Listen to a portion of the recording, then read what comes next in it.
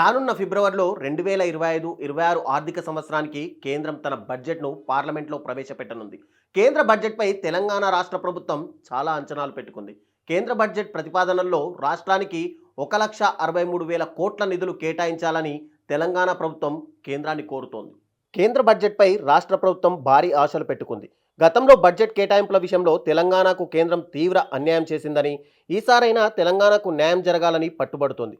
Regional ring road, Hyderabad metro rail రెండో దశ, మూసీ నది అభివృద్ధితో పాటు ఇతర మౌలిక సదుపాయాల ప్రాజెక్టులకు ఆర్థిక సహాయం అందించాలని కేంద్ర ప్రభుత్వానికి విజ్ఞప్తి చేస్తోంది.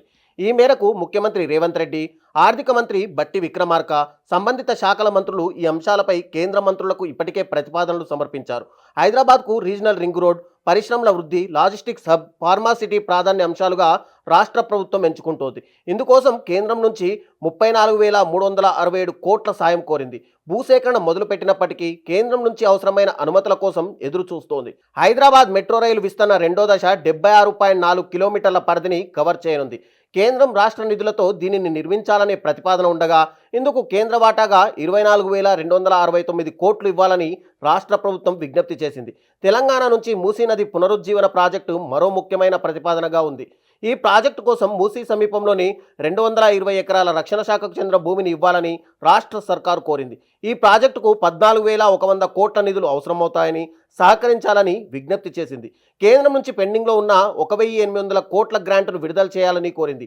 ఆంధ్రప్రదేశ్ పునర్వ్యవస్థీకరణ చట్టం కింద ఏపీ నుంచి రావాల్సిన నిధులు, రాష్ట్రం మీద పడిన 2,547.07 కోట్ల అప్పులు ఇప్పించాలని కోరింది. 2014-15 కేంద్ర ప్రయోజిత పథకాల కింద తెలంగాణకు కేటాయించాల్సిన 495.20 కోట్ల బకాయిలను పరిష్కరించడంలో కేంద్రం జోక్యం చేసుకోవాలని అభ్యర్థించింది. కాజీపేటలో సమగ్ర కోచ్ ఫ్యాక్టరీ, బయ్యారం ఉక్కు కర్మాగారం వంటి పునర్వ్యవస్థీకరణ చట్టంలో ఇచ్చిన హామీలను నెరవేర్చాలని రాష్ట్రం డిమాండ్ చేసింది.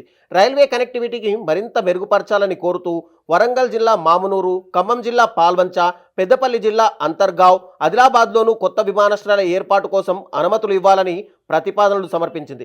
ఇలా మొత్తం కేంద్ర బడ్జెట్ ప్రతిపాదనలు రాష్ట్రానికి 1,63,000 కోట్ల నిధులు కేటాయించాలని విజ్ఞప్తి చేసింది.